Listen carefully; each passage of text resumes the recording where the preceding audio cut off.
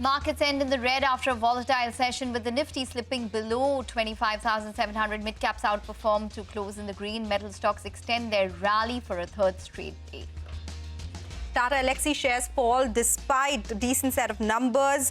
Motilal Oswal reiterates its sell rating on the stock with a price target of 4,700 rupees a share. This implies a potential downside of around 19% from current levels. India's Foreign Minister Jaishankar dials US Secretary of State Rubio. Both leaders discuss India-US trade deal negotiations amidst Trump's threat to impose 25% tariff on Iran's trade partners. Rubio also welcomed India's new bill, which allows foreign investment in India's nuclear sector.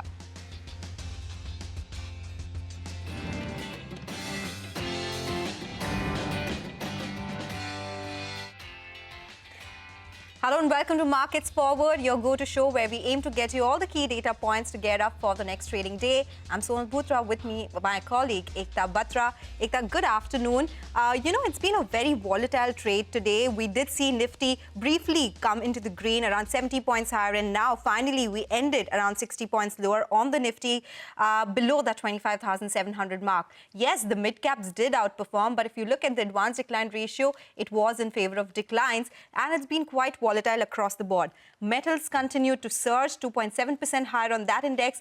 IT was under pressure, but there was some surge on Infosys in the last couple of minutes. So that stock continues to be on our radar. PSU banks did well, but really that is one space that continues to be a laggard.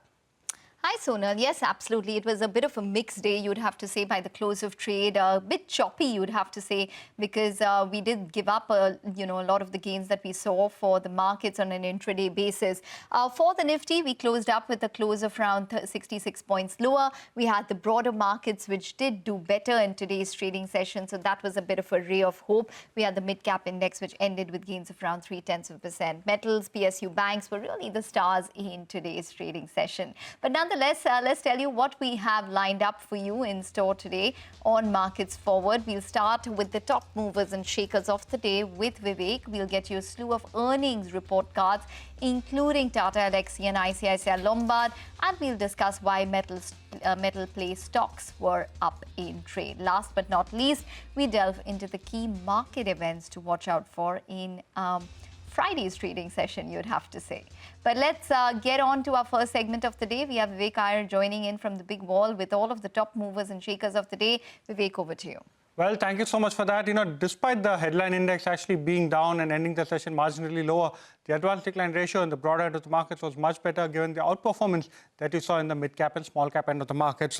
Well, in terms of individual sector stocks that we are tracking, you can't look past the metal space. Most of the metal stocks did very well in the session.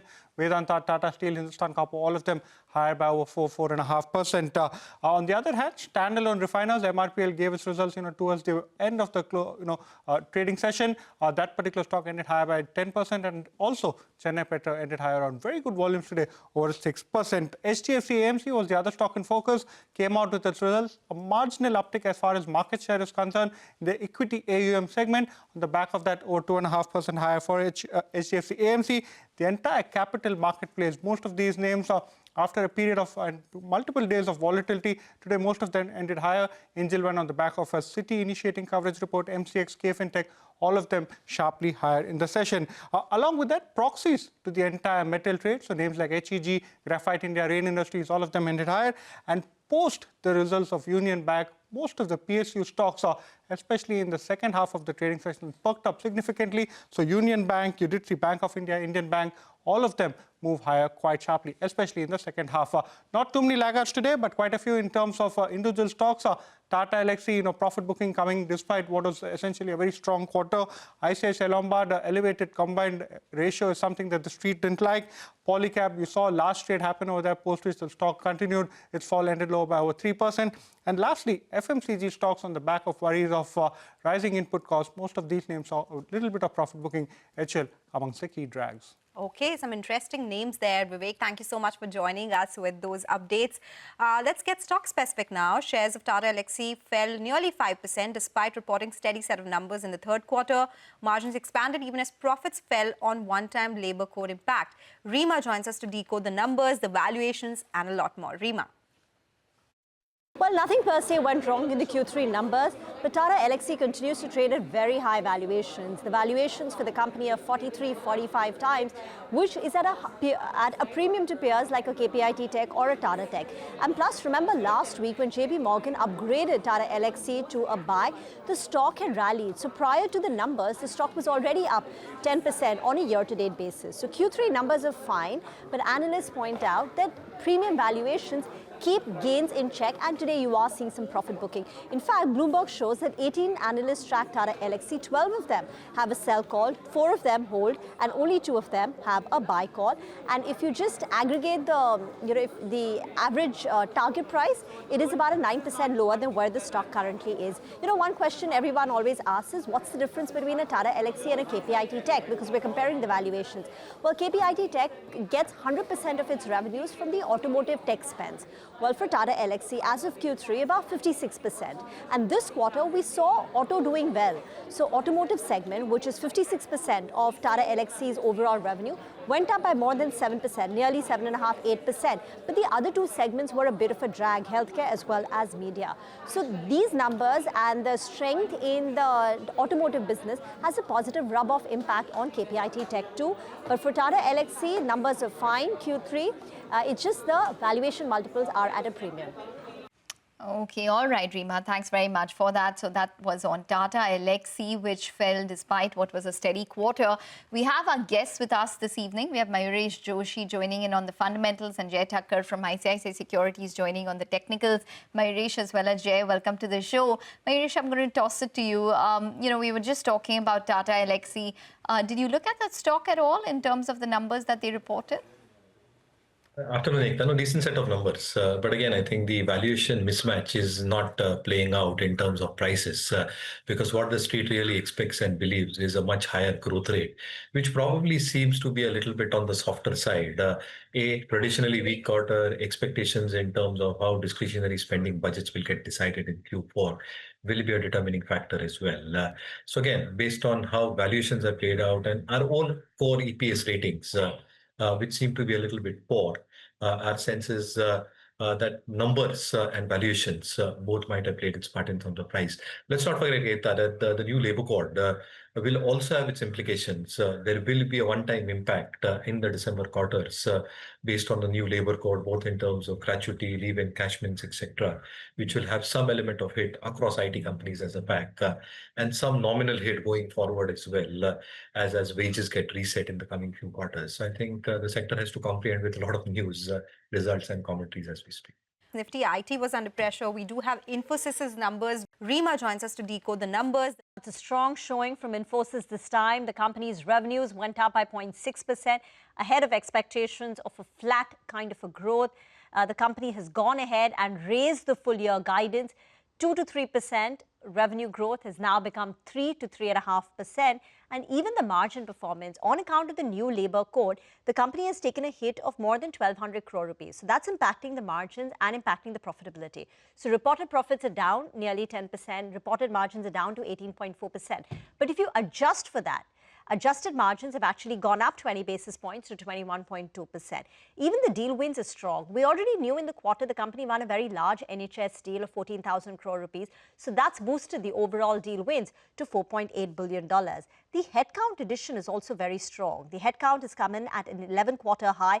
It's increased by more than 11,000 employees in the last 2 quarters. And at the same time, the attrition for the company has also inched lower to 12.3%. So it's a strong showing from the company. And even now, when you compare its performance versus peers, now considering this is a seasonally weak quarter, expectations were not very high. So HCL Tech did very well because of its exposure to the product business. So that had a 4.2% growth. But TCS, Infosys both clocked in revenues of 0.8 to 0.6% respectively. Jay, coming to you, where do you think there's some strength? Is it the larger cap or is it the mid caps? Hi, good afternoon to you, Suman and Reema. Well, I would say that the overall IT pack is quite mixed, and in November and December series, we saw that most of the stocks bounced back from quite an oversold territory, and we saw the Nifty IT index bouncing back from 34,000 approximately to 40,000 almost. And we saw that 20-25% kind of a jump in the IT index, where most of the stocks performed quite well. We have seen that Sonal, the mid cap names have relatively outperformed the large cap names within the IT pack, and the shorts have been within the large cap names only. So maybe Wipro, TCS, Infi, or HCL Tech. I mean, we have seen the shorts in most of the large caps, but exceptionally less in HCL Tech, which has been an outperformer within the large cap IT names. So Infosys, as far as that is concerned, I mean, that is one stock within the large cap or the entire IT pack, I would say, Sonal, which has the highest shorts.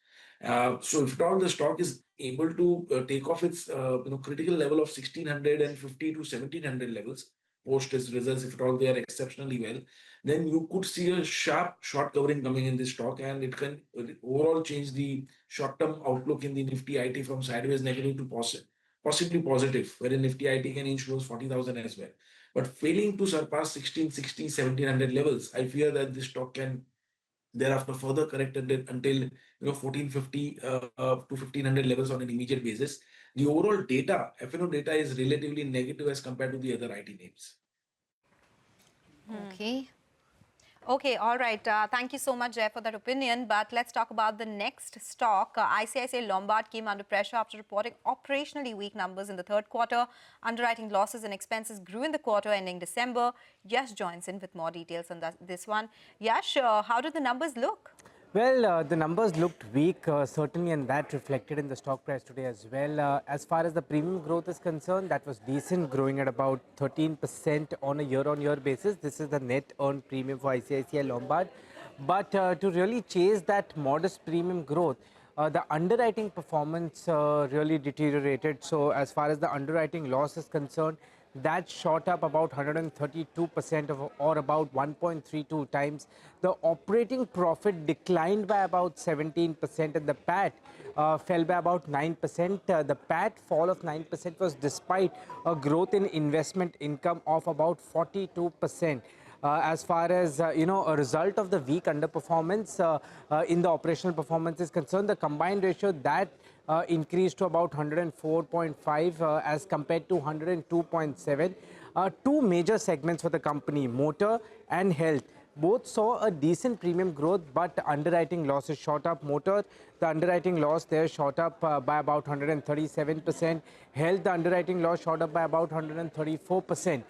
It was because of these two segments largely which contributed to the overall increase in the underwriting losses for the company. The weak performance in the quarter reflecting in the stock today. Okay, all right, absolutely. ICICI Lombard weak in today's trading session, but not the case for Union Bank, which in fact hit a fresh 52-week high after it reported what was a strong set of numbers in the third quarter. Net profit rose 9%, while asset quality continued to improve. Mayuresh, just wanted your thoughts on Union Bank. Very good set of numbers. Asset quality seems stable. Stock went to a fresh 52-week high, really adding to the momentum that we're seeing in PSU banks.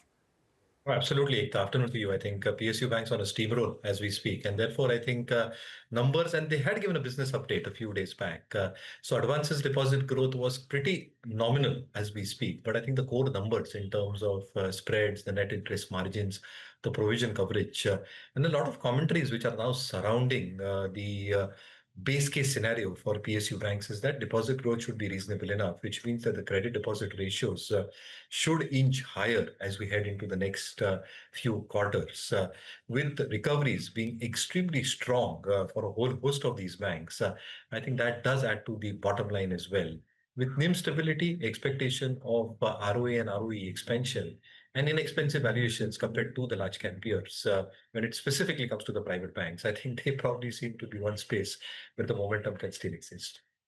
Okay, all right. Take that point, Mayuresh. We have a lot more news and stocks to discuss. So we'll slip into a short break, but don't go anywhere. We'll get you more D-Street movers on the other side.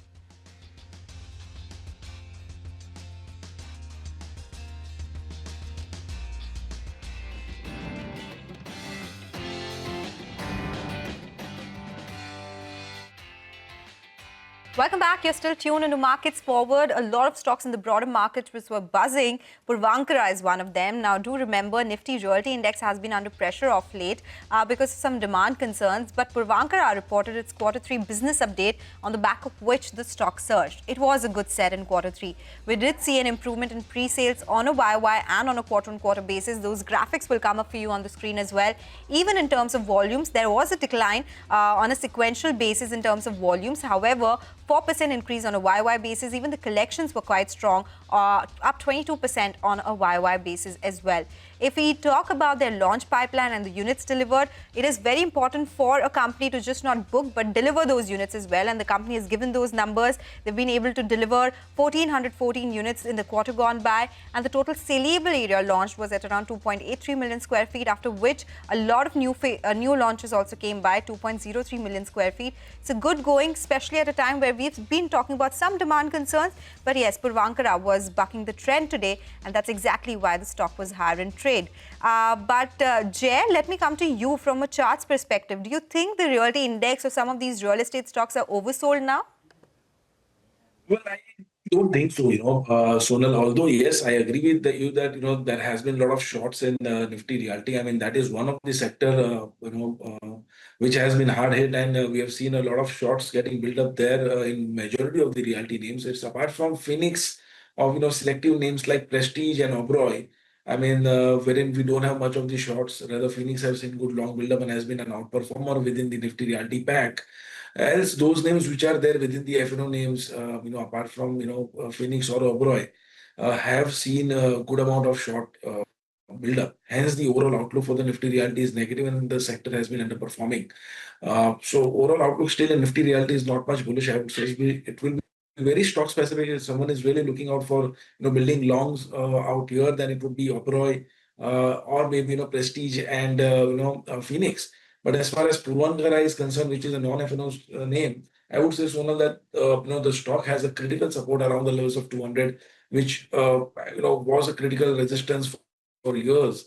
And beyond 200, I think till the stock manages to hold out, the overall medium to long-term perspective here would be positive. Okay, all right, fair enough. But Jay, what are your thoughts on a couple of these banking stocks? For example, IndusInd was your top gainer today within the Nifty space. It was up 3.7%. Anything on the charts that you would recommend? I think, yes, Ekta, that overall, if you see then within the banking pack is the PSU banking stocks, which are actually stealing the overall show, and which is actually, in fact, helping the Nifty bank to, in fact, hold a 59,000 critical level as well. So Nifty closed below 25,700, wherein it was managing to hold out those levels for a couple of trading sessions. But Bank Nifty has not closed below 59,000, and thanks to the overall positive momentum that's there in the PSU banking names. So I would say that, these banks are still expected to outperform. Private sector banks are still looking to be, consolidating at this point of time. And HDFC Bank, we have seen the way it has broken 950 levels, I mean, which was a critical support. So out there within the private sector names, I'm not much bullish, as relatively bullish in a PSU banking name may be SBI, Bank of India. SBI still looks positive until the levels of 1100. So I think one can prefer those names: SBI, Bank of India, maybe Union Bank on dips, Canara Bank, all of these names, Ekta, I would say, are relatively looking still better. And I think the momentum out here is still likely to continue. Okay. All right, take that point, but let's talk about the other buzzing space. Metal stocks such as Hindustan Zinc and Hindustan Copper surged in tandem with rising metal prices. Even precious metals like gold and silver touched fresh all-time highs, buoyed by expectations of a Fed rate cut and heightened global uncertainties. Manisha joins us now. Manisha, seems like there's no end to this bull run now. Oh, absolutely. Yet another day when we're looking at all metals continue to surge higher, whether it's gold, which has hit an all-time highs. We've seen gold prices gain up by 65% in the previous year. They're up by 5% in this year already. But the outperformance clearly continues in case of silver. All-time highs, and not just that, $91 an ounce, and now has been taken after 150% gains in the previous year. Silver is up by 26% in this year already. So very, very strong going for that one as well. It has to do with the decline in dollar index, the geopolitical tensions, weak US data insisting that you could be looking at rate cuts continuing into 2026 as well. And then, of course, geopolitics and safe haven go hand in hand, supporting gold and silver, both those prices. But the list continues, because when you look at the copper prices, we are trading at an all-time high there as well in the US markets, in UK markets, Shanghai and India as well. For copper, it is about constant decline in inventories, very strong demand expectations from EVs, renewables, AI, etc. And the markets do believe that copper could continue to outperform in the months to come. Aluminum is trading at a 3-year highs. You have zinc trading at a 1-year highs as well. Tin is trading at a 3-year highs. Platinum prices have gained up by 20% in this year already. So when it comes to metals, whether it is about deficits, strong demand estimates, weaker supply, mining issues, geopolitics, buying into tangible commodities, almost all of those factors seem to be working in for all of these commodities. Okay, all right. Yes, absolutely. Metals was really the big stock of the day. Mayuresh, your thoughts? Would you be a buyer at these levels, or do you think that there's some caution warranted now? I think base metals have done their part, Ekta, to a large extent. But I think steel stocks, ferrous stocks, might actually have a say, in our opinion, based on weighting rankings, the way we are looking at how the sector itself is poised from an earnings point of view. The safeguard duties that have got announced will definitely abet the kind of earnings realizations that a lot of these ferrous companies will have. A lot of them have backward integration operations with input costs remaining lower. The expectation is that EBITDA and EBITDA per ton should show signs of improvement. And therefore, our take is that steel companies, after what we've probably seen in copper, zinc, aluminium, should follow as far as the metals packs is concerned. Yeah, all right, Mayuresh and Jay, thank you so much for joining us with your insights and analysis on some of these names. But with that, it's a wrap on this edition of Markets Forward. We leave you with the sound bites of what veteran investors Ramdev Agrawal and Manish Chakani had to say about the Indian markets in 2026. Thank you for watching. My sense is Q4 will be even better. So I'm very kind of optimistic on the earnings cycle turning up after brief lull for last 4-5 quarters. I think PSUs still have a lot of steam. They are much more reasonably valued than private sector, and earnings growth is almost 2x of private sector. So that looks to be a very interesting category. And I think financials, I think auto will be the star of the year. The resource raising exercise has to come now from public sector. And if some of those assets go cheap to private hands, like it started in 2002-03 in Vajpayee era, it reignites animal spirits, because private sector is clearly not opening the purse strings because they are a bit uncertain about what's happening in the world as well. So anything to revive animal spirits, whether through privatization or disinvestment or maybe some other PLI type scheme, would be very welcome.